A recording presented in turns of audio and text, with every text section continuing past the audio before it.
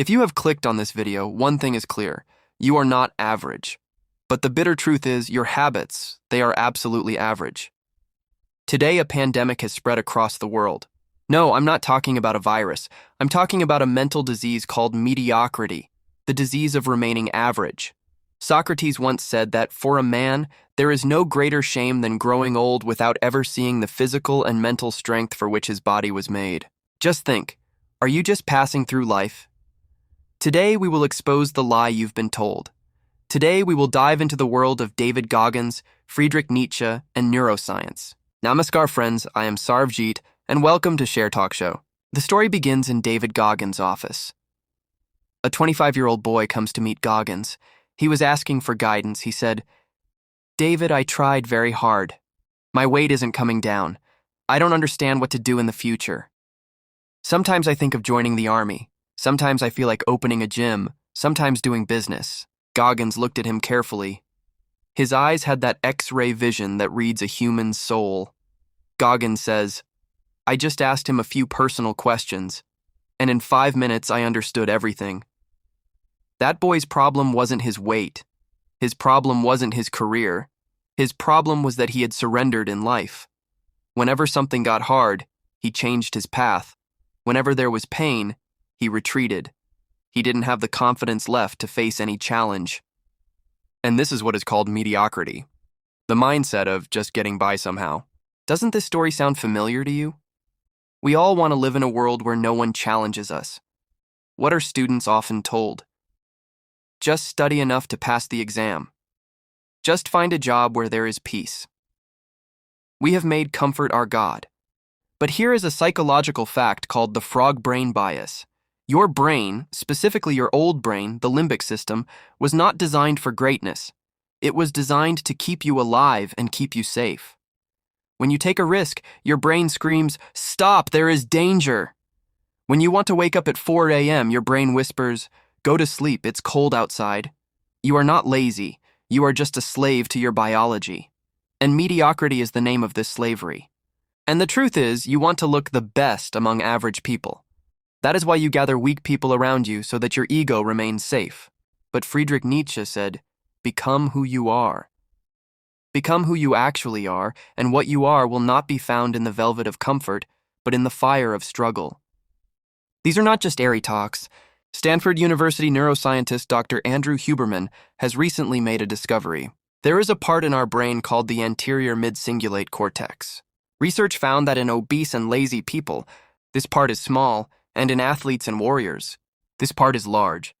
The interesting thing is, this part only grows when you do the work that you do not want to do.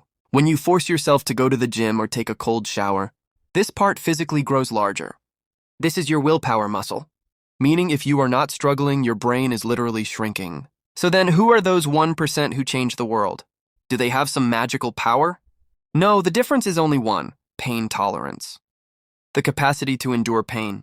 There are very few people who look in the mirror and tell themselves, "I don't care if this is possible or not. I care about whether I can put my life on the line for this." They don't fight for the result, but for self-discovery, for finding themselves. Goggins says, if you had to live among these top 1%, people who constantly scale one mountain after another, you wouldn't be able to tolerate their company. Why? Because in front of them, your fear, your hollowness, and your excuses would be stripped naked. In their fire, your ego would burn. Pay attention. Why aren't you happy inside? Because a huge gap has formed between your current self and your potential self.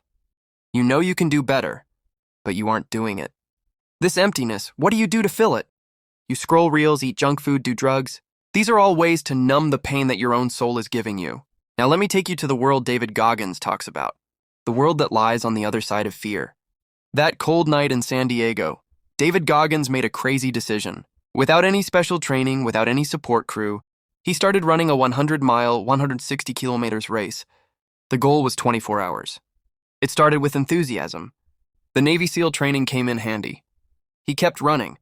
Within 12 hours, he somehow completed a 112 kilometer. But then, after 112 kilometers, his body gave up. Goggins sat on a chair. He looked down. His white socks had turned red. Blood was seeping from the blisters on his feet. When he went to the washroom, he saw he wasn't passing urine but blood. His kidneys were failing. His lungs were filling with blood. His bones were on the verge of snapping. Every argument, every logic, every doctor would say the same thing. Stop, or you will die. His mind was screaming. David, why are you here? How stupid are you? 160-kilometer without training? Why? This is the moment. This is the trench where 99.9% of people turn back. Goggins tried to answer his mind. I'm doing this for charity. The mind said, rubbish. No one gives their life for charity. I want to inspire people. The mind said, lie, you are in pain, stop it. For the next 4 hours, he sat on that chair. Shivering, crying. All motivational quotes were finished. All positive thinking had failed. When you are in hell, the you can do it slogans don't work. Then, in that dark silence, a voice came from within David. No logic, no excuse. Just a raw animalistic truth. He said to himself, because I am one hard mother for her. That one sentence changed everything. This wasn't motivation. It was an identity shift. Suddenly, adrenaline rushed through his body. The pain was still there. The bones were still broken. But now, the one enduring it had changed. He taped up his feet, stood up, and started walking. 113 kilometers. 120. 40! And he finished that race. Goggins says, when the race finished, sitting on that chair, I saw a new world. I understood that no matter how scary a picture my mind paints, I can overcome it. This was the discovery of the 40% rule. When your mind says you are completely exhausted, you have actually only used 40% of your capacity. The remaining 60% is still in the reserve tank. Stoic philosopher Marcus Aurelius used to say, the obstacle is the way. And here, a very deep psychological principle works called the pain paradox. The principle is, the more you run from pain, the more life will torture you. But if you voluntarily choose pain, life's suffering won't even be able to touch you. We have mentioned in previous videos that your brain doesn't know the difference between reality and imagination. When you call yourself helpless, your mirror neurons accept that helplessness as the truth. You are hypnotizing your own brain to fail. I'll tell you a trick. Enemy visualization. Imagine a person in your mind who hates you. They want you to fail. Will you let them win? Sometimes there is more power in hatred or stubbornness than in love. Use that stubbornness. Prove them wrong with your success.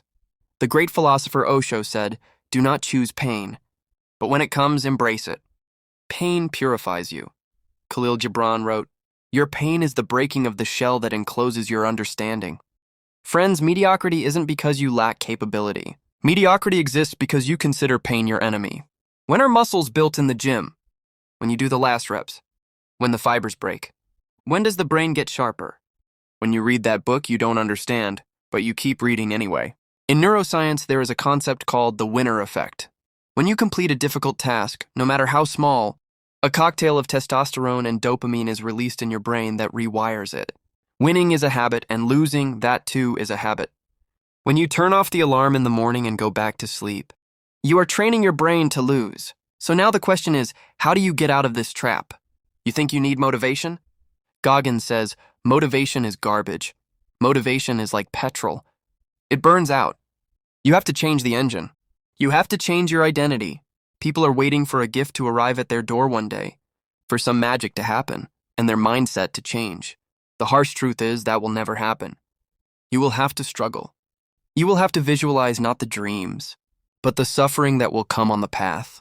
B.J. Fogg, a behavioral scientist at Stanford, says change doesn't come from big decisions but from tiny habits. But Goggins' method is a bit different. He says harden your mind. Every day do something you do not like doing. You don't like cold showers? Take one every day. You don't like reading? Read 10 pages every day. Why? So you can tell your frog brain who the boss is. Do you know that when NASA selects astronauts, they don't count their successes? They look at how they recovered from their failures. They look for grit, not just talent. Now I want you to listen to me very carefully. This video is about to end, but your battle will begin now. When David Goggins was 300 pounds, he used to stand in front of the mirror every night and abuse himself. He called it the accountability mirror. He didn't lie to himself saying, I am healthy. He said, you are fat, you are lazy, and you are ruining your life. You have to do the same tonight. Stop talking sweetly to yourself. Stop deceiving yourself in the name of self-love. True. Self-love is loving yourself enough that you don't let yourself rot by being average. Here are 3 steps you have to follow starting today. Number 1, the hell yes or no rule. If a goal doesn't scare you, if thinking about it doesn't give you goosebumps, then it is too small. Stop playing safe. Number 2, the 40% push. Tomorrow when you get tired while working, when your mind says, that's enough, remember this is only 40%. Do it for 5 more minutes. Read 1 more page. That 1 page will separate you from the crowd. Number 3, kill the victim. Bad things happen to me. I don't have money. My background is bad.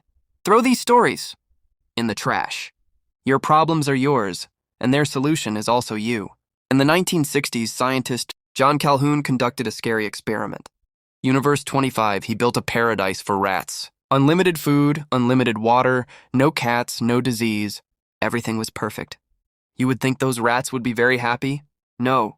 Within a short time, those rats became lazy. They started fighting among themselves. Mothers abandoned their babies, and in the end, they all died. Comfort killed them.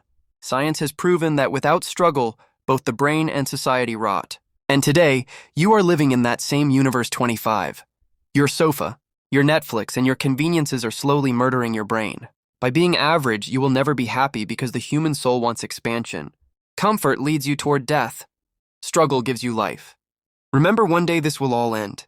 When you are on your deathbed, 2 people will be standing before you. One, the person you became, and the other, the person you could have become.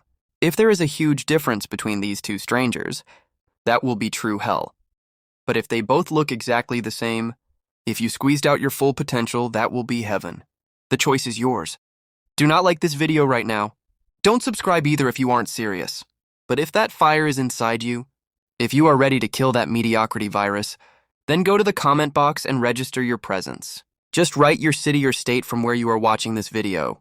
Let's see in which corners of India or United States, and the world those 1% lions are hiding. Leave your mark, because average people don't comment. They just scroll. Thank you very much.